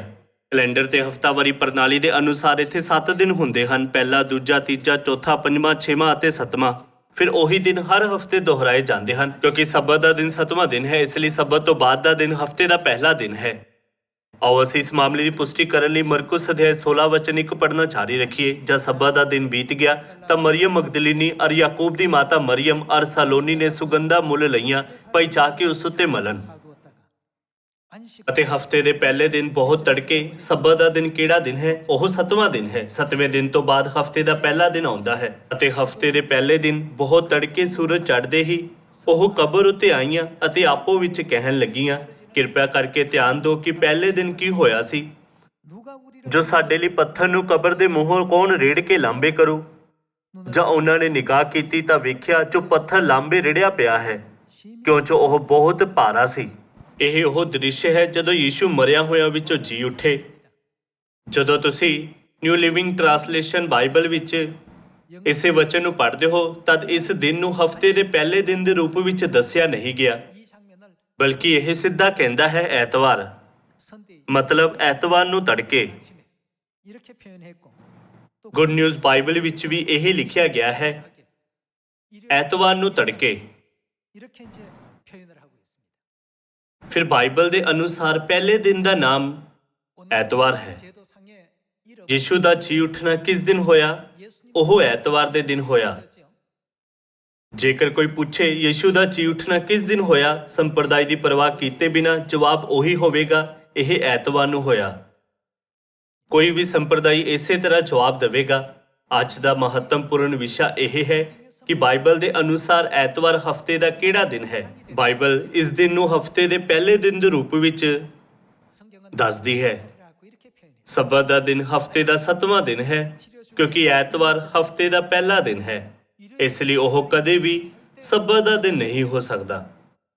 ਕਿ ਪਰਮੇਸ਼ਰ ਨੇ 7ਵੇਂ ਦਿਨ ਨੂੰ ਸਬਤ ਦੇ ਦਿਨ ਦੇ ਰੂਪ ਵਿੱਚ ਨਹੀਂ ਚੁਣਿਆ। ਬਾਈਬਲ ਵਿੱਚ ਅਜਿਹਾ ਕੋਈ ਵਚਨ ਨਹੀਂ ਹੈ ਜਿੱਥੇ ਪਰਮੇਸ਼ਰ ਨੇ ਹਫ਼ਤੇ ਦੇ ਪਹਿਲੇ ਦਿਨ ਨੂੰ ਸਬਤ ਦੇ ਦਿਨ ਦੇ ਰੂਪ ਵਿੱਚ ਨਿਯੁਕਤ ਕੀਤਾ ਹੋਵੇ, ਕਿਉਂਕਿ ਹਫ਼ਤੇ ਦਾ ਪਹਿਲਾ ਦਿਨ ਐਤਵਾਰ ਹੈ, ਬੇਸ਼ੱਕ 7ਵਾਂ ਦਿਨ ਸ਼ਨੀਵਾਰ ਹੈ। ਇਸ ਲਈ ਹਫ਼ਤੇ ਦੇ ਪਹਿਲੇ ਦਿਨ ਬਹੁਤ ਤੜਕੇ ਦਾ ਮਤਲਬ ਐਤਵਾਰ ਦੇ ਦਿਨ ਬਹੁਤ ਤੜਕੇ, ਸ਼ਨੀਵਾਰ ਤੋਂ ਬਾਅਦ ਪਹਿਲਾ ਦਿਨ ਹੈ। 일찍이 ਕਿ ਇਹ ਮਾਮਲਾ ਬਾਈਬਲ ਵਿੱਚ ਇੰਨਾ ਸਪਸ਼ਟ ਨਹੀਂ ਹੈ। 이루어지고 있지 않습니까? ਇਸ ਲਈ ਪ੍ਰਾਚੀਨ ਯਹੂਦੀ ਹਮੇਸ਼ਾ ਸਬਤ ਦਾ ਦਿਨ ਸ਼ਨੀਵਾਰ ਮਨਾਉਂਦੇ ਸੀ, ਐਤਵਾਰ ਨਹੀਂ। 예배를 지켰지 일요일 날을 지킨 그런 사람은 없습니다. ਅੱਜਕੱਲ ਕਈ ਈਸਾਈ ਦਾਅਵਾ ਕਰਦੇ ਹਨ ਕਿ ਉਹ ਆਰਾਧਨਾ ਦਾ ਸਹੀ ਦਿਨ ਮਨਾਉਂਦੇ ਹਨ ਅਤੇ ਉਸ ਨੂੰ ਪ੍ਰਭੂ ਦਾ ਦਿਨ ਕਰਕੇ ਬੁਲਾਉਂਦੇ ਹਨ। ਪਰ ਜਦੋਂ ਅਸੀਂ ਮਤੀ ਅਧਿਆਇ 12 ਵਚਨ 8 ਉੱਤੇ ਇੱਕ ਨਜ਼ਰ ਪਾਈਏ ਤਦ ਯੀਸ਼ੂ ਨੇ ਕਿਹਾ ਉਹ ਸਬਤ ਦੇ ਦਿਨ ਦੇ ਮਾਲਕ ਹਨ। ਉਹਨਾਂ ਨੇ ਕਦੇ ਨਹੀਂ ਕਿਹਾ ਕਿ ਉਹ ਐਤਵਾਰ ਦੇ ਮਾਲਕ ਹਨ। ਪਰਮੇਸ਼ਰ ਦੇ ਪਵਿੱਤਰ ਹੁਕਮਾਂ ਨੂੰ ਮਿਟਾ ਦਿੱਤਾ ਗਿਆ ਅਤੇ ਉਹਨਾਂ ਨੂੰ ਜੰਗਲੀ ਬੂਟੀ ਤੋਂ ਬਦਲ ਦਿੱਤਾ ਗਿਆ। 계속해서 심어놨습니다. ਲਗਭਗ 321 ਈਸਵੀ ਵਿੱਚ ਜੰਗਲੀ ਬੂਟੀ ਨੂੰ ਬੀਜਿਆ ਗਿਆ ਸੀ। 이미 예수님께서 ਇਹ ਯੀਸ਼ੂ ਦੇ ਸਵਰਗ ਜਾਣ ਦੇ ਨੇੜੇ 300 ਸਾਲ ਬਾਅਦ ਹੋਇਆ। 그 연대만 ਸਮੇਂ ਦੀ ਮਿਆਦ ਨੂੰ ਧਿਆਨ ਵਿੱਚ ਰੱਖਦਿਆਂ ਕਿ ਅਸੀਂ ਸਪਸ਼ਟ ਰੂਪ ਨਾਲ ਪੁਸ਼ਟੀ ਨਹੀਂ ਕਰ ਸਕਦੇ ਕਿ ਯੀਸ਼ੂ ਅਤੇ ਉਹਨਾਂ ਦੇ ਚੇਲਿਆਂ ਨੇ ਐਤਵਾਰ ਦੀ ਆਰਾਧਨਾ ਕਦੀ ਨਹੀਂ ਕੀਤੀ। ਇਹ ਲਿਖਿਆ ਗਿਆ ਹੈ ਕਿ ਜਦੋਂ ਪਰਮੇਸ਼ਰ ਸੰਸਾਰ ਦਾ ਨਿਆਂ ਕਰਨਗੇ ਤਦ ਸਾਰਿਆਂ ਲੋਕਾਂ ਦਾ ਨਿਆਂ ਉਹਨਾਂ ਦੇ ਕੰਮਾਂ ਅਨੁਸਾਰ ਕੀਤਾ ਜਾਵੇਗਾ। ਫਿਰ ਪਰਮੇਸ਼ਰ ਉਹਨਾਂ ਲੋਕਾਂ ਦਾ ਨਿਆਂ ਕਿਵੇਂ ਕਰਨਗੇ ਜੋ ਸਬਤ ਮਨਾਉਂਦੇ ਹਨ ਅਤੇ ਜੋ ਐਤਵਾਰ ਦੀ ਆਰਾਧਨਾ ਕਰਦੇ ਹਨ? ਕਿਸ ਨੂੰ ਸਵਰਗ ਵਿੱਚ ਵੜਨ ਦੀ ਇਜਾਜ਼ਤ ਦਿੱਤੀ ਜਾਵੇਗੀ ਅਤੇ ਕਿਸ ਨੂੰ ਸਵਰਗ ਵਿੱਚ ਵੜਨ ਦੀ ਇਜਾਜ਼ਤ ਨਹੀਂ ਦਿੱਤੀ ਜਾਵੇਗੀ? ਇਹ ਠੀਕ ਉਸੇ ਤਰ੍ਹਾਂ ਹੀ ਹੈ ਜਿਵੇਂ ਮਤੀ ਅਧਿਆਇ 7 ਵਿੱਚ ਦਿਖਾਇਆ ਗਿਆ ਹੈ, ਜਿਵੇਂ ਕਿ ਲਿਖਿਆ ਹੈ, ਬਲਕਿ ਉਹ ਜੋ ਮੇਰੇ ਸਵਰਗੀ ਪਿਤਾ ਦੀ ਮਰਜ਼ੀ ਉੱਤੇ ਚੱਲਦਾ ਹੈ। ਸਵਰਗ ਵਿੱਚ ਵੜਨ ਦਾ ਫੈਸਲਾ ਪ੍ਰਾਪਤ ਕਰਨ ਲਈ ਸਾਨੂੰ ਕਦੀ ਵੀ ਐਤਵਾਰ ਦੀ ਆਰਾਧਨਾ ਨਹੀਂ ਕਰਨੀ ਚਾਹੀਦੀ ਹੈ ਨਾ। 되지 않습니까? ਐਤਵਾਰ ਦੀ ਆਰਾਧਨਾ ਬਾਰੇ ਨਾ ਤਾਂ ਯੀਸ਼ੂ ਨੇ, ਨਾ ਹੀ ਉਹਨਾਂ ਦੇ ਚੇਲਿਆਂ ਨੇ ਅਤੇ ਨਾ ਹੀ ਕਿਸੇ ਹੋਰ ਨੇ ਪ੍ਰਚਾਰ ਕੀਤਾ। ਯੀਸ਼ੂ ਨੇ ਕਿਹਾ, ਰਾਜ ਦੀ ਇਹ ਖੁਸ਼ਖਬਰੀ ਧਰਤੀ ਦੇ ਬੰਨੇ ਤਿੱਕਰ ਪ੍ਰਚਾਰ ਕੀਤੀ ਜਾਵੇਗੀ। 내가 ਉਹਨਾਂ ਨੂੰ ਸਿਖਾਓ ਭਈ ਉਹਨਾਂ ਸਾਰੀਆਂ ਗੱਲਾਂ ਦੀ ਪਾਲਣਾ ਕਰਨ ਜਿਨ੍ਹਾਂ ਦਾ ਮੈਂ ਤੁਹਾਨੂੰ ਹੁਕਮ ਦਿੱਤਾ ਹੈ। ਕਿ ਯੀਸ਼ੂ ਨੇ ਕਦੇ ਸਾਨੂੰ ਐਤਵਾਰ ਦੀ ਆਰਾਧਨਾ ਦਾ ਹੁਕਮ ਦਿੱਤਾ ਸੀ? ਨਹੀਂ, ਬਾਈਬਲ ਵਿੱਚ ਇਸ ਤਰ੍ਹਾਂ ਦਾ ਕੋਈ ਰਿਕਾਰਡ ਨਹੀਂ ਹੈ ਕਿ ਯੀਸ਼ੂ ਨੇ ਸਾਨੂੰ ਕਦੇ ਕ੍ਰਿਸਮਸ ਜਾਂ ਥੈਂਕਸਗਿਵਿੰਗ ਡੇ ਦੇ ਬਾਰੇ ਪ੍ਰਚਾਰ ਕਰਨਾ ਸਿਖਾਇਆ ਜੋ ਅੱਜਕੱਲ ਮਨਾਇਆ ਜਾਂਦਾ ਹੈ। ਉਹ ਉਸ ਖੁਸ਼ਖਬਰੀ ਦਾ ਹਿੱਸਾ ਨਹੀਂ ਹੈ ਜਿਸ ਦਾ ਪ੍ਰਚਾਰ ਸਾਮਰੀਆ ਅਤੇ ਧਰਤੀ ਦੇ ਬੰਨੇ ਤਿੱਕਰ ਕੀਤਾ ਜਾਣਾ ਚਾਹੀਦਾ ਹੈ। ਜੇਕਰ ਅਸੀਂ ਕਿਸੇ ਐਸੀ ਗੱਲ ਦਾ ਪ੍ਰਚਾਰ ਕਰੀਏ ਜੋ ਪਿਤਾ ਦੀ ਮਰਜ਼ੀ ਨਹੀਂ ਹੈ, ਫਿਰ ਕੀ ਇਸ ਤਰ੍ਹਾਂ ਦੇ ਕੰਮ ਲਈ ਸਾਡਾ ਨਿਆਂ ਨਹੀਂ ਕੀਤਾ ਜਾਵੇਗਾ? 그 위치에 놓이지 않겠습니까? ਇੱਥੋਂ ਤੱਕ ਕਿ ਸਬਤ ਦਾ ਦਿਨ ਜਿਸ ਨੂੰ ਹੁਣ ਅਸੀਂ ਮਨਾ ਰਹੇ ਹਾਂ, ਜੇਕਰ ਪਿਤਾ ਪਰਮੇਸ਼ਰ ਸਾਨੂੰ ਸਿਖਾਉਣ ਲਈ ਧਰਤੀ ਉੱਤੇ ਨਾ ਆਏ ਹੁੰਦੇ, ਤਦ ਕਿ ਤੁਸੀਂ ਤੇ ਮੈਂ ਇਸ ਦੇ ਬਾਰੇ ਜਾਣਦੇ? 알 수 있었겠습니까? ਕਦੀ ਨਹੀਂ। ਜਦੋਂ ਅਸੀਂ ਸਬਤ ਦਾ ਦਿਨ ਸਿਯੋਨ ਵਿੱਚ ਮਨਾਉਂਦੇ ਹਾਂ ਜਿੱਥੇ ਆਤਮਾ ਤੇ ਲਾੜੀ ਨਿਵਾਸ ਕਰਦੇ ਹਨ, 안에서 ਸਿਰਫ ਉਦੋਂ ਹੀ ਇਹ ਸਭ ਤੋਂ 가장 ਸਹੀ 바르고 ਅਤੇ ਸਿੱਧ ਸਬਤ ਦਾ ਦਿਨ ਹੋ ਸਕਦਾ ਹੈ। 말할 수가 있겠습니다. ਫਿਰ ਅਸੀਂ ਕਿੱਥੇ ਦਾਖਲ ਹੋਣ ਦੇ ਯੋਗ ਹੋਵਾਂਗੇ? ਸਵਰਗ। 나라의 어떤 ਆਓ ਅਸੀਂ ਉਹ ਬਣੀਏ ਜੋ ਬਾਈਬਲ ਦੇ ਅਨੁਸਾਰ, ਜੋ ਕਿ ਸਵਰਗ ਦੇ ਕਾਨੂੰਨ ਦੀ ਕਿਤਾਬ ਹੈ, 입성하십시오. ਸਵਰਗ ਵਿੱਚ ਵੜਨ ਦਾ 자격이 있습니다. ਫੈਸਲਾ ਪ੍ਰਾਪਤ ਕਰਨਗੇ। 를 받게 될 여러분들과 제가 되겠습니다. ਪਰ ਬਾਈਬਲ ਵਿੱਚ ਦਰਜ ਕਾਨੂੰਨਾਂ ਦੇ ਬਾਵਜੂਦ ਅੱਜਕੱਲ ਸਾਰੇ ਚਰਚ ਕਿਉਂ ਪਰਮੇਸ਼ਰ ਦੇ ਵਚਨਾਂ ਦੀ ਅਨਾਗਿਆਕਾਰੀ ਕਰਦੇ ਹਨ? ਇਸ ਦਾ ਜਵਾਬ ਯਹੂਨਾ ਅਧਿਆਇ 8 ਵਚਨ 47 ਵਿੱਚ ਪਾਇਆ ਜਾ ਸਕਦਾ ਹੈ। ਇਹ ਲਿਖਿਆ ਗਿਆ ਹੈ, ਜੋ ਪਰਮੇਸ਼ਰ ਤੋਂ ਹੈ ਸੋ ਪਰਮੇਸ਼ਰ ਦੇ ਵਚਨ ਸੁਣਦਾ ਹੈ। ਉਹ ਜੋ ਪਰਮੇਸ਼ਰ ਦੀਆਂ ਗੱਲਾਂ ਸੁਣਦੇ ਹਨ, ਸਬਤ ਦੇ ਦਿਨ ਆਰਾਧਨਾ ਕਰਦੇ ਹਨ ਜਾਂ ਰਵਿਵਾਰ ਦੇ ਦਿਨ? 일요일 예배를 지킬까요? ਬੇਸ਼ੱਕ ਉਹ ਸਬਤ ਦੇ ਦਿਨ ਆਰਾਧਨਾ ਕਰਦੇ ਹਨ। ਸਬਤ ਦਾ ਦਿਨ ਇੱਕ ਅਮੀਰ ਵਿਅਕਤੀ ਜਾਂ ਇਸ ਦੁਨੀਆ ਦੇ ਰਾਜਾ ਦੇ ਦੁਆਰਾ ਸਥਾਪਿਤ ਨਿਯਮ ਨਹੀਂ ਹੈ। 자가 만든 ਨਾ ਹੀ ਇਸ ਨੂੰ ਕਿਸੇ ਚਿੰਤਕ ਜਾਂ ਸਿਧਾਂਤਕਾਰ ਦੁਆਰਾ ਨਿਰਧਾਰਿਤ ਕੀਤਾ ਗਿਆ ਸੀ। 내용이 아닙니다. ਕਿਸ ਨੇ ਸਾਡੇ ਲਈ ਸਬਤ ਦੇ ਦਿਨ ਨੂੰ ਸਥਾਪਿਤ ਕੀਤਾ? 허락하신 계명입니까? ਉਹ ਪਰਮੇਸ਼ਰ ਹਨ। 청하신 것이죠. ਜੋ ਪਰਮੇਸ਼ਰ ਤੋਂ ਹੈ ਸੋ ਪਰਮੇਸ਼ਰ ਦੇ ਵਚਨ ਸੁਣਦਾ ਹੈ। ਤੁਸੀਂ ਇਸੇ ਕਾਰਨ ਨਹੀਂ ਸੁਣਦੇ ਜੋ?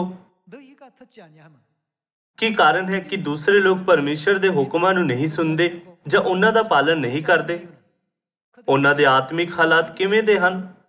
ਪਰਮੇਸ਼ਰ ਨੇ ਕਿਹਾ, ਜੋ ਤੁਸੀਂ ਪਰਮੇਸ਼ਰ ਤੋਂ ਨਹੀਂ ਹੋ, ਕਿਉਂਕਿ ਉਹ ਪਰਮੇਸ਼ਰ ਵੱਲੋਂ ਨਹੀਂ ਹਨ। ਇਸ ਲਈ ਉਹ ਇਸ ਤਰ੍ਹਾਂ ਕਹਿੰਦੇ ਹੋਏ ਪਰਮੇਸ਼ਰ ਦੇ ਹੁਕਮ ਸਬਤ ਦੇ ਦਿਨ ਨੂੰ ਹਲਕੇ ਵਿੱਚ ਲੈਂਦੇ ਹਨ।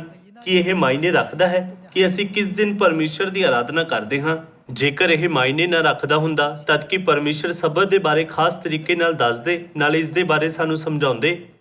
ਜੇਕਰ ਤੁਸੀਂ ਯਹੂਨਾ ਦੇ 8 ਵਚਨ 47 ਵਿੱਚ ਵਚਨਾਂ ਨੂੰ ਦੁਬਾਰਾ ਯਾਦ ਕਰੋ, ਤਦ ਉਹ ਕਹਿੰਦਾ ਹੈ, ਜੋ ਪਰਮੇਸ਼ਰ ਤੋਂ ਹੈ ਸੋ ਪਰਮੇਸ਼ਰ ਦੇ ਵਚਨ ਸੁਣਦਾ ਹੈ। ਕਿ ਇਸ ਦਾ ਮਤਲਬ ਇਹ ਨਹੀਂ ਹੈ ਕਿ ਉਹ ਪਿਤਾ ਜੀ ਦੀ ਮਰਜ਼ੀ ਉੱਤੇ ਚੱਲਦੇ। ਇਸ ਲਈ ਸਾਨੂੰ ਸਬਤ ਦੇ ਦਿਨ ਦੇ ਹੁਕਮ ਨੂੰ ਹਲਕੇ 'ਚ ਨਹੀਂ ਲੈਣਾ ਚਾਹੀਦਾ ਜਿਸ ਨੂੰ ਪਰਮੇਸ਼ਰ ਨੇ ਸਾਨੂੰ ਦਿੱਤਾ ਹੈ। 소홀히 해서는 안 되겠습니다. ਉਹ ਕੌਣ ਹੈ ਜਿਸ ਨੇ ਇਸ ਹੁਕਮ ਨੂੰ ਬਦਲ ਦਿੱਤਾ? 돼 있죠. ਉਹ ਸ਼ੈਤਾਨ ਹੈ। 그렇게 바꿨다. ਉਹ ਜੋ ਸ਼ੈਤਾਨ ਦੀ ਮਰਜ਼ੀ ਦਾ ਪਾਲਨ ਕਰਦੇ ਹਨ, ਉਹ ਸ਼ੈਤਾਨ ਵੱਲੋਂ ਹਨ। 자들이요. ਉਹ ਜੋ ਪਰਮੇਸ਼ਰ ਦੀ ਮਰਜ਼ੀ ਦਾ ਪਾਲਨ ਕਰਦੇ ਹਨ, ਉਹ ਪਰਮੇਸ਼ਰ ਵੱਲੋਂ ਹਨ। ਇਹੀ ਕਾਰਨ ਹੈ ਕਿ ਅਸੀਂ ਪਰਮੇਸ਼ਰ ਦੇ ਵਚਨ ਦਾ ਪਾਲਨ ਕਰਦੇ ਹਾਂ। 지키고 있습니다. ਪਰਮੇਸ਼ਰ ਦਾ ਰਾਜ ਉਹਨਾਂ ਲੋਕਾਂ ਨੂੰ ਦਿੱਤਾ ਜਾਵੇਗਾ ਜੋ ਪਰਮੇਸ਼ਰ ਵੱਲੋਂ ਹਨ, ਅਤੇ ਉਹ ਜੋ ਪਰਮੇਸ਼ਰ ਵੱਲੋਂ ਨਹੀਂ ਹਨ, ਉਹਨਾਂ ਨੂੰ ਨਰਕ ਦੇ ਸਦੀਪਕ ਵਿਨਾਸ਼ ਦਾ ਦੰਡ ਦਿੱਤਾ ਜਾਵੇਗਾ। ਇਹ ਪਰਮੇਸ਼ਰ ਦੀ ਮਰਜ਼ੀ ਹੈ ਜਿਸ ਨੂੰ ਪਰਮੇਸ਼ਰ ਨੇ ਮਨੁੱਖ ਜਾਤੀ ਨੂੰ ਜਾਣਨ ਦਿੱਤਾ। ਆਓ ਅਸੀਂ ਪਹਿਲਾ ਯਹੂਨਾ ਅਧਿਆਇ 2 ਵਚਨ 3 ਉੱਤੇ ਇੱਕ ਨਜ਼ਰ ਪਾਈਏ। 우리 ਅਤੇ ਜੇ ਅਸੀਂ ਉਹਦੇ ਮਤਲਬ ਪਰਮੇਸ਼ਰ ਦੇ ਹੁਕਮਾਂ ਦੀ ਪਾਲਣਾ ਕਰੀਏ ਤਾਂ ਇਸ ਤੋਂ ਜਾਣਦੇ ਹਾਂ ਜੋ ਅਸਾਂ ਉਸ ਨੂੰ ਚਾਹਤਾ ਹੈ। 하나님 ਬਾਈਬਲ ਗਵਾਹੀ ਦਿੰਦੀ ਹੈ ਕਿ ਸਿਰਫ ਉਹ ਜੋ ਪਰਮੇਸ਼ਰ ਦੇ ਹੁਕਮਾਂ ਨੂੰ ਮੰਨਦੇ ਹਨ, ਪਰਮੇਸ਼ਰ ਨੂੰ ਜਾਣਦੇ ਹਨ। ਵਚਨ 4 ਵਿੱਚ ਇਹ ਕਿਹਾ ਗਿਆ ਹੈ, ਉਹ ਜਿਹੜਾ ਆਖਦਾ ਹੈ ਭਾਈ ਮੈਂ ਉਹਨੂੰ ਜਾਣਿਆ ਹੈ, ਮਤਲਬ ਪਰਮੇਸ਼ਰ ਨੂੰ ਜਾਣਿਆ ਹੈ, ਅਤੇ ਉਹਦੇ ਹੁਕਮਾਂ ਦੀ ਪਾਲਣਾ ਨਹੀਂ ਕਰਦਾ। ਸਾਰੇ ਲੋਕੋ ਪਰਮੇਸ਼ਰ ਦੇ ਹੁਕਮਾਂ ਨੂੰ ਮੰਨਣ ਦਾ ਮਤਲਬ ਸਬਤ ਦੇ ਦਿਨ ਦਾ ਪਾਲਨ ਕਰਨਾ ਹੈ, ਜੋ ਕਿ ਚੌਥਾ ਹੁਕਮ ਹੈ। ਉਹ ਜਿਹੜਾ ਆਖਦਾ ਹੈ ਭਾਈ ਮੈਂ ਉਹਨੂੰ ਜਾਣਿਆ ਹੈ ਅਤੇ ਉਹਦੇ ਹੁਕਮਾਂ ਦੀ ਪਾਲਣਾ ਨਹੀਂ ਕਰਦਾ, ਸੋ ਝੂਠਾ ਹੈ। ਇਸ ਤਰ੍ਹਾਂ ਦਾ ਵਿਅਕਤੀ ਝੂਠਾ ਹੈ ਅਤੇ ਸੱਚਾਈ ਉਹਦੇ ਵਿੱਚ ਹੈ ਨਹੀਂ। ਪਰਮੇਸ਼ਰ ਕਹਿੰਦੇ ਹਨ ਕਿ ਇਸ ਤਰ੍ਹਾਂ ਦਾ ਵਿਅਕਤੀ ਝੂਠਾ ਹੈ ਅਤੇ ਸੱਚਾਈ ਉਹਦੇ ਵਿੱਚ ਹੈ ਨਹੀਂ। ਬਾਈਬਲ ਦੇ ਅਨੁਸਾਰ ਜਦੋਂ ਲੋਕ ਪਰਮੇਸ਼ਰ ਦੇ ਹੁਕਮਾਂ ਦਾ ਪਾਲਨ ਨਹੀਂ ਕਰਦੇ ਤਦ ਉਹ ਆਤਮਿਕ ਰੂਪ ਨਾਲ ਝੂਠੇ ਬਣਦੇ ਹਨ। ਪਰਮੇਸ਼ਰ ਨੇ ਸਾਨੂੰ ਸਿਖਾਇਆ ਹੈ ਕਿ ਜੇਕਰ ਲੋਕ ਕਹਿਣ ਮੈਂ ਪਰਮੇਸ਼ਰ ਨੂੰ ਜਾਣਦਾ ਹਾਂ ਅਤੇ ਉਹਨਾਂ ਉੱਤੇ ਵਿਸ਼ਵਾਸ ਕਰਦਾ ਹਾਂ, ਮੈਂ ਸਵਰਗ ਜਾ ਸਕਦਾ ਹਾਂ। 거짓말하는 자라고 이렇게 말씀을 주시고 ਰਸੂਲ ਯਹੂਨਾ ਨੇ ਕਿਹਾ ਝੂਠ ਬੋਲਣ ਵਾਲਾ ਸਵਰਗ ਦੇ ਪਵਿੱਤਰ ਸ਼ਹਿਰ ਯਰੂਸ਼ਲਮ ਵਿੱਚ ਕਦੇ ਪ੍ਰਵੇਸ਼ ਨਹੀਂ ਕਰ ਸਕਦਾ। ਇਹ ਬਾਈਬਲ ਵਿੱਚ ਲਿਖਿਆ ਗਿਆ ਹੈ। ਆਓ ਅਸੀਂ ਪ੍ਰਕਾਸ਼ ਦੀ ਪੋਥੀ ਅਧਿਆਇ 21 ਵਚਨ 8 ਦੇਖੀਏ। ਪਰ ਡਰਾਕਲਾਂ, ਬੇਪਰਤੀਤਿਆਂ, ਘਿਨੌਨਿਆਂ, ਖੂਨੀਆਂ, ਹਰਾਮਕਾਰਾਂ, ਜਾਦੂਗਰਾਂ, ਮੂਰਤੀ ਪੂਜਕਾਂ ਅਤੇ ਕਿਸ ਪ੍ਰਕਾਰ ਦੇ ਲੋਕ 우상 숭배자들과 모든 ਸਾਰਿਆਂ ਝੂਠਿਆਂ ਦਾ ਹਿੱਸਾ ਉਸ ਝੀਲ ਵਿੱਚ ਹੋਵੇਗਾ 거짓말하는 자들은 불과 유황 ਜਿਹੜੀ ਅੱਗ ਅਤੇ ਗੰਧਕ ਨਾਲ ਬਲਦੀ ਹੈ। ਇਹ ਦੂਈ ਮੌਤ ਹੈ। ਪਿਛਲੇ ਵਚਨ ਵਿੱਚ ਪਰਮੇਸ਼ਰ ਨੇ ਕਿਸ ਨੂੰ ਝੂਠਾ ਕਿਹਾ? ਪਰਮੇਸ਼ਰ ਨੇ ਉਹਨਾਂ ਲੋਕਾਂ ਦੀ ਸਪਸ਼ਟ ਪਹਿਚਾਣ ਨੂੰ ਪ੍ਰਗਟ ਕੀਤਾ ਜੋ ਪਰਮੇਸ਼ਰ ਨੂੰ ਜਾਣਨ ਦਾ ਦਾਅਵਾ ਕਰਦੇ ਹੋਏ ਪਰਮੇਸ਼ਰ ਦੇ ਹੁਕਮਾਂ ਦਾ ਪਾਲਨ ਨਹੀਂ ਕਰਦੇ। 대해서 정체를 정확하게 ਜਿਵੇਂ ਕਿ ਪ੍ਰਕਾਸ਼ ਦੀ ਪੋਥੀ ਅਧਿਆਇ 21 ਵਚਨ 8 ਵਿੱਚ ਦੱਸਿਆ ਗਿਆ ਹੈ, ਪਰਮੇਸ਼ਰ ਸਪਸ਼ਟ ਰੂਪ ਨਾਲ ਸਾਨੂੰ ਜਾਣਨ ਦਿੰਦੇ ਹਨ ਕਿ ਇਸ ਪ੍ਰਕਾਰ ਦੇ ਲੋਕ ਅੱਗ ਦੀ ਝੀਲ ਵਿੱਚ ਸੁੱਟੇ ਜਾਣਗੇ। 분명하게 알려주셨습니다. ਪਰਮੇਸ਼ਰ ਨੇ ਸਾਨੂੰ ਸਬਤ ਦਾ ਦਿਨ ਦਿੱਤਾ ਹੈ ਜਿਸ ਤੋਂ ਅਸੀਂ 7ਵੇਂ ਦਿਨ ਪਰਮੇਸ਼ਰ ਦੀ ਆਰਾਧਨਾ ਕਰ ਸਕੀਏ। ਆਤਮਿਕ ਜੀਵਨ ਦੇ ਵਚਨਾਂ ਦੁਆਰਾ ਪਰਮੇਸ਼ਰ ਸਾਨੂੰ ਪਵਿੱਤਰ ਕਰਦੇ ਹਨ, ਆਪਣੀਆਂ ਆਸ਼ੀਸ਼ਾਂ ਨਾਲ ਸਾਡੀਆਂ ਆਤਮਾਵਾਂ ਨੂੰ ਨਵਾਂ ਬਣਾ ਰਹੇ ਹਨ। ਇਸ ਤਰ੍ਹਾਂ ਪਰਮੇਸ਼ਰ ਸਾਨੂੰ ਸਵਰਗ ਦੇ ਲੋਕ ਬਣਾ ਰਹੇ ਹਨ। ਇਸ ਲਈ ਸਬਤ ਦਾ ਦਿਨ ਉਹ ਦਿਨ ਹੈ ਜਦੋਂ ਅਸੀਂ ਅਸਲ ਵਿੱਚ ਮਹਾਨ ਆਸ਼ੀਸ਼ਾਂ ਨੂੰ ਪ੍ਰਾਪਤ ਕਰਦੇ ਹਾਂ। ਅਸੀਂ ਇਸ ਸਮੇਂ ਬਹੁਤ ਸਾਰੀਆਂ ਆਸ਼ੀਸ਼ਾਂ ਨੂੰ ਪਾ ਰਹੇ ਹਾਂ ਕਿ ਸਵਰਗ ਵਿੱਚ ਪ੍ਰਵੇਸ਼ ਕਰਨ ਤੋਂ ਵੱਡੀ ਆਸ਼ੀਸ਼ ਹੈ। ਇਸੇ ਕਰਕੇ ਪਰਮੇਸ਼ਰ ਨੇ ਸਾਨੂੰ ਸਾਰਿਆਂ ਨੂੰ ਸੱਚਾਈ ਦੇ ਸਿਓਨ ਵਿੱਚ ਬੁਲਾਇਆ ਹੈ। 또 ਅਸੀਂ ਉਸ ਜਗ੍ਹਾ ਵਿੱਚ ਹਾਂ ਜਿੱਥੇ ਆਤਮਾ ਅਤੇ ਲਾੜੀ ਮਨੁੱਖ ਜਾਤੀ ਨੂੰ ਬੁਲਾ ਰਹੇ ਹਨ। 들이 들어왔고 제가 들어왔습니다. ਹਾਲ ਹੀ ਵਿੱਚ ਦੁਨੀਆ ਭਰ ਵਿੱਚ ਕਈ ਅਚਾਨਕ ਗੜੇ ਪਏ ਹਨ। 우리나라에도 ਜਿਵੇਂ ਕਿ ਖਬਰਾਂ ਵਿੱਚ ਦਿਖਾਇਆ ਗਿਆ ਹੈ, ਕੋਰੀਆ ਵਿੱਚ ਵੀ ਗੜੇਮਾਰੀ ਕਾਰਨ ਜ਼ਿਆਦਾਤਰ ਫਸਲਾਂ ਤਬਾਹ ਹੋ ਗਈਆਂ। ਯੂਰਪ ਵਿੱਚ 지역에도 ਮੁੱਠੀ ਵਾਂਗ ਵੱਡੇ ਗੜੇ ਪਏ ਜਿਸ ਕਾਰਨ ਕਈ ਲੋਕ ਜ਼ਖਮੀ ਹੋਏ ਅਤੇ ਇੱਥੋਂ ਤੱਕ ਕਿ ਕਈ ਮਰ ਵੀ ਗਏ। ਇਹ ਅਚਾਨਕ ਆਫਤਾਂ ਚੀਨ ਅਤੇ ਦੱਖਣ ਪੂਰਬੀ ਏਸ਼ੀਆ ਵਿੱਚ ਵੀ ਹੋ ਰਹੀਆਂ ਹਨ। ਜਦੋਂ ਸਾਰੀ ਮਨੁੱਖ ਜਾਤੀ ਸਵਰਗ ਜਾਂ ਨਰਕ ਵਿਚਕਾਰ ਚੌਰਾਹੇ ਤੇ ਖੜੀ ਹੋਵੇਗੀ ਤਦ ਕੌਣ ਸਵਰਗ ਜਾਵੇਗਾ ਅਤੇ ਕੌਣ ਨਰਕ ਜਾਵੇਗਾ? ਭਾਵੇਂ ਅਸੀਂ ਸਵਰਗੀ ਸੰਤਾਨਾਂ ਅਯੋਗ ਹਾਂ, ਫਿਰ ਵੀ ਪਰਮੇਸ਼ਰ ਸਾਨੂੰ ਸਾਰਿਆਂ ਨੂੰ ਸਵਰਗ ਲੈ ਜਾਣਗੇ ਕਿਉਂਕਿ ਅਸੀਂ ਪਰਮੇਸ਼ਰ ਦੇ ਵਚਨ ਦਾ ਪਾਲਨ ਕਰਦੇ ਹਾਂ। ਅਸੀਂ ਨਵੇਂ ਨੇਮ ਦੀ ਸੱਚਾਈ ਦੇ ਅੰਦਰ ਸਿਓਨ ਵਿੱਚ ਹਾਂ ਅਤੇ ਪਿਤਾ ਅਤੇ ਮਾਤਾ ਜੀ ਦੀਆਂ ਸਿੱਖਿਆਵਾਂ ਦਾ ਪਾਲਨ ਕਰਦੇ ਹਾਂ। 전부 천국으로 인도를 하실 것이고 ਜਦ ਕਿ ਅਣਗਿਣਤ ਲੋਕ ਅਣਜਾਣੇ ਵਿੱਚ ਚੌੜੇ ਫਾਟਕ ਤੋਂ ਵੜ ਰਹੇ ਹਨ, ਅਸੀਂ ਹੁਣ ਭੀੜੇ ਫਾਟਕ ਤੋਂ ਵੜ ਰਹੇ ਹਾਂ ਜੋ ਜੀਵਨ ਦਾ ਰਾਹ ਹੈ। 생명의 길입니다. ਕਿਉਂਕਿ ਪਰਮੇਸ਼ਰ ਨੇ ਸਾਨੂੰ ਕਿਹਾ ਕਿ ਰਾਹ ਜਿਸ ਉੱਤੇ ਵਧੇਰੇ ਲੋਕ ਚੱਲ ਰਹੇ ਹਨ ਉਹ ਵਿਨਾਸ਼ ਦਾ ਰਾਹ ਹੈ। ਆਓ ਅਸੀਂ ਸਿਰਫ ਪਿਤਾ ਅਤੇ ਮਾਤਾ ਜੀ ਦੀਆਂ ਸਿੱਖਿਆਵਾਂ ਨੂੰ ਦੇਖੀਏ ਅਤੇ ਜਿੱਥੇ ਕਿਤੇ ਉਹ ਜਾਣ ਉਹਨਾਂ ਦਾ ਪਾਲਨ ਕਰੀਏ। 여러분과 제가 꼭 되도록 합시다. ਆਓ ਅਸੀਂ ਪ੍ਰਕਾਸ਼ ਦੀ ਪੋਥੀ ਅਧਿਆਇ 12 ਉੱਤੇ ਜਾਈਏ। ਪ੍ਰਕਾਸ਼ ਦੀ ਪੋਥੀ ਅਧਿਆਇ 12 ਵਚਨ 17 ਅਤੇ ਅਜਗਰ ਨੂੰ ਇਸਤਰੀ ਉੱਤੇ ਕ੍ਰੋਧ ਆਇਆ ਅਤੇ ਉਹਦੇ ਵੰਸ਼ ਵਿੱਚੋਂ ਜਿਹੜੇ ਰਹਿੰਦੇ ਜੋ ਕਿਸ ਦੀ ਆਗਿਆ ਮਨਾਉਂਦੇ ਹਨ ਅਤੇ ਜਿਹੜੇ ਪਰਮੇਸ਼ਰ ਦੀਆਂ ਆਗਿਆਵਾਂ ਦਾ ਪਾਲਨ ਕਰਦੇ ਅਤੇ ਯੀਸ਼ੂ ਦੀ ਸਾਖੀ ਭਰਦੇ ਹਨ, ਉਹਨਾਂ ਨਾਲ ਯੁੱਧ ਕਰਨ ਨੂੰ ਚਲਿਆ ਗਿਆ ਅਤੇ ਉਹ ਸਮੁੰਦਰ ਦੇ ਬਰੇਤੇ ਉੱਤੇ ਜਾ ਖਲੋਤਾ। ਜਦੋਂ ਅਸੀਂ ਪ੍ਰਕਾਸ਼ ਦੀ ਪੋਥੀ ਅਧਿਆਇ 12 7 ਤੋਂ 9 ਪੜ੍ਹੀਏ ਤਦ ਕਿ ਇਸ ਤਰ੍ਹਾਂ ਨਹੀਂ ਲਿਖਿਆ ਕਿ ਅਜਗਰ ਸ਼ੈਤਾਨ ਹੈ ਜੋ ਸਾਰੇ ਜਗਤ ਨੂੰ ਭਰਮਾਉਣ ਵਾਲਾ ਹੈ। ਉਹ ਜੋ ਸ਼ੈਤਾਨ ਦਾ ਵਿਰੋਧ ਕਰ ਸਕਦੇ ਹਨ ਸਿਰਫ ਇਸਤਰੀ ਦੀ ਬਾਕੀ ਸੰਤਾਨ ਹੈ। ਦੂਸਰੇ ਸ਼ਬਦਾਂ ਵਿੱਚ ਉਹ ਪਰਮੇਸ਼ਰ ਦੇ ਹੁਕਮਾਂ ਦਾ ਪਾਲਨ ਕਰਨ ਵਾਲੇ ਹਨ। ਫਿਰ ਉਹ ਜੋ ਪਰਮੇਸ਼ਰ ਦੇ ਹੁਕਮਾਂ ਨੂੰ ਨਹੀਂ ਮੰਨਦੇ ਹੁਣ ਅਜਗਰ ਵੱਲੋਂ, ਸ਼ੈਤਾਨ ਵੱਲੋਂ ਅਤੇ ਪਸ਼ੂ ਵੱਲੋਂ ਹਨ। 속해 있습니다. ਉਹ ਸ਼ੈਤਾਨ ਦੀਆਂ ਸਿੱਖਿਆਵਾਂ ਦਾ ਅਭਿਆਸ ਕਰਦੇ ਅਤੇ ਉਸ ਦੀ ਇੱਛਾਵਾਂ ਦਾ ਪਾਲਨ ਕਰਦੇ ਹਨ। ਬਾਈਬਲ ਵਿੱਚ ਪਰਮੇਸ਼ਰ ਸਾਨੂੰ ਜੋ ਸਿੱਖਿਆ ਦਿੰਦੇ ਹਨ ਉਹ ਸੰਪੂਰਨ ਹੈ। ਉਹਨਾਂ ਨੇ ਕਿਹਾ 주셔도 ਪਰਮੇਸ਼ਰ ਨੇ 7ਵੇਂ ਦਿਨ ਵਿਸਰਾਮ ਕੀਤਾ ਅਤੇ ਤੂੰ ਸਬਤ ਦੇ ਦਿਨ ਨੂੰ ਪਵਿੱਤਰ ਜਾਣ ਕੇ ਚੇਤੇ ਰੱਖ। ਇਹਨਾਂ ਸਾਰਿਆਂ ਹੁਕਮਾਂ ਦੇ ਬਾਵਜੂਦ ਕਾਰਨ ਕਿ ਉਹ ਉਹਨਾਂ ਦਾ ਪਾਲਨ ਨਹੀਂ ਕਰਦੇ ਜਾਂ ਉਹਨਾਂ ਨੂੰ ਨਹੀਂ ਮਨਾਉਂਦੇ ਇਹ ਹੈ ਕਿ ਉਹ ਪਰਮੇਸ਼ਰ ਵੱਲੋਂ ਨਹੀਂ ਹਨ। ਜਦੋਂ ਇਸਤਰੀ ਦੀ ਬਾਕੀ ਸੰਤਾਨ ਅਜਗਰ ਵਿਚਕਾਰ ਅੰਤਮ ਅਤੇ ਮਹਾਨ ਯੁੱਧ ਹੋਵੇਗਾ ਤਦ ਅਸੀਂ ਭਵਿੱਖਬਾਣੀ ਕੀਤੇ ਗਏ ਸਮੂਹ ਵੱਲ ਹੋਵਾਂਗੇ ਜੋ ਕਿ ਇਸਤਰੀ ਦੀ ਬਾਕੀ ਸੰਤਾਨ ਹੈ। ਜੋ ਪਰਮੇਸ਼ਰ ਦੇ ਹੁਕਮ ਮਨਾਉਂਦੇ ਹਨ। 속해 있습니다. ਉਹ ਲੋਕ ਜੋ ਪਰਮੇਸ਼ਰ ਦੇ ਹੁਕਮਾਂ ਅਤੇ ਉਹਨਾਂ ਦੀ ਮਰਜ਼ੀ ਨੂੰ ਮੰਨਦੇ, ਪਾਲਣ ਕਰਦੇ ਅਤੇ ਫੜੀ ਰੱਖਦੇ ਹਨ, ਸਿਰਫ ਸਿਓਨ ਦੀਆਂ ਸੰਤਾਨਾਂ ਹਨ, ਕੋਈ ਹੋਰ ਨਹੀਂ। ਇਸ ਤਰ੍ਹਾਂ ਪਿਤਾ ਅਤੇ ਮਾਤਾ ਜੀ ਦੇ ਮਿਸ਼ਨ ਨੂੰ ਫੜੀ ਰੱਖ ਕੇ ਜੋ ਉਹਨਾਂ ਨੇ ਸਾਨੂੰ ਸੌਂਪਿਆ ਹੈ, ਸਾਨੂੰ ਸੰਸਾਰ ਦੇ ਸਾਰੇ ਲੋਕਾਂ ਨੂੰ ਜੋ ਗਲਤ ਰਾਹ ਤੇ ਚੱਲ ਰਹੇ ਹਨ ਸਹੀ ਸਿੱਖਿਆ ਦੇਣੀ ਚਾਹੀਦੀ ਹੈ ਅਤੇ ਉਹਨਾਂ ਦੀ ਮੁਕਤੀ ਦੇ ਰਾਹ ਵੱਲ ਅਗਵਾਈ ਕਰਨੀ ਚਾਹੀਦੀ ਹੈ। ਇਹ ਸਾਡੀ ਜ਼ਿੰਮੇਵਾਰੀ ਹੈ। ਇਹ ਲਿਖਿਆ ਗਿਆ ਹੈ ਕਿ ਇੱਕ ਅਜਿਹਾ ਸਮੇਂ ਆਏਗਾ ਜਦੋਂ ਜੋ ਪਰਮੇਸ਼ਰ ਵੱਲੋਂ ਨਹੀਂ ਹਨ ਉਹ ਇਸ ਸੰਸਾਰ ਦੀ ਸ਼ਕਤੀ 논리를 또 ਅਤੇ ਤਰਕ ਨਾਲ ਪਰਮੇਸ਼ਰ ਦੇ ਲੋਕਾਂ ਨੂੰ ਸਤਾਉਣਗੇ। 백성들을 괴롭힐 때가 ਆਓ ਅਸੀਂ ਯਸਾਇਆ ਅਧਿਆਇ 51 ਦੇਖੀਏ। ਯਸਾਇਆ ਅਧਿਆਇ 51 ਵਚਨ 7। 보시면 ਹੇ ਧਰਮ ਦੇ ਜਾਣਨ ਵਾਲਿਓ, ਬਾਈਬਲ ਕੀ ਕਹਿੰਦੀ ਹੈ ਕਿ ਪਰਮੇਸ਼ਰ ਦੇ ਲੋਕਾਂ ਦੇ ਮਨ ਵਿੱਚ ਕੀ ਹੈ? ਉਹਨਾਂ ਦੇ ਮਨ ਵਿੱਚ ਪਰਮੇਸ਼ਰ ਦੀ ਵਿਵਸਥਾ, ਹੁਕਮ ਅਤੇ ਨੇਮ ਹਨ ਜੋ ਕਿ ਇੱਕ ਵਾਂਗ ਹਨ। ਅੱਜ ਸਬਤ ਦਾ ਦਿਨ ਹੈ। ਇਹ ਵੀ ਪਰਮੇਸ਼ਰ ਦੀ ਵਿਵਸਥਾ ਦਾ ਇੱਕ ਮਹੱਤਵਪੂਰਨ ਹਿੱਸਾ ਹੈ। ਹੇ ਧਰਮ ਦੇ ਜਾਣਨ ਵਾਲਿਓ, ਮੇਰੀ ਸੁਣੋ, ਮੇਰੀ ਪ੍ਰਜਾ ਜਿਨ੍ਹਾਂ ਦੇ ਦਿਲਾਂ ਵਿੱਚ ਮੇਰੀ ਵਿਵਸਥਾ ਹੈ। ਮਨੁੱਖਾਂ ਦੀਆਂ ਉੱਜਾਂ ਤੋਂ ਨਾ ਡਰੋ ਅਤੇ ਸਾਨੂੰ ਕਿਸ ਤਰ੍ਹਾਂ ਮਹਿਸੂਸ ਨਹੀਂ ਕਰਨਾ ਚਾਹੀਦਾ, ਉਹਨਾਂ ਦੇ ਦੁਰਬਚਨਾਂ ਤੋਂ ਨਾ ਘਬਰੋ। ਲੋਕ ਜੋ ਪਰਮੇਸ਼ਰ ਦੇ ਹੁਕਮਾਂ ਦਾ ਪਾਲਣ ਨਹੀਂ ਕਰਦੇ ਇਸਤਰੀ ਦੀ ਬਾਕੀ ਸੰਤਾਨ ਨੂੰ ਸਤਾਉਣਗੇ ਜੋ ਪਰਮੇਸ਼ਰ ਦੇ ਹੁਕਮਾਂ ਨੂੰ ਮੰਨਦੇ ਹਨ। ਕਿ ਇਹ ਭਵਿੱਖਬਾਣੀ ਪਹਿਲਾਂ ਤੋਂ ਹੀ ਨਹੀਂ ਕੀਤੀ ਗਈ ਹੈ?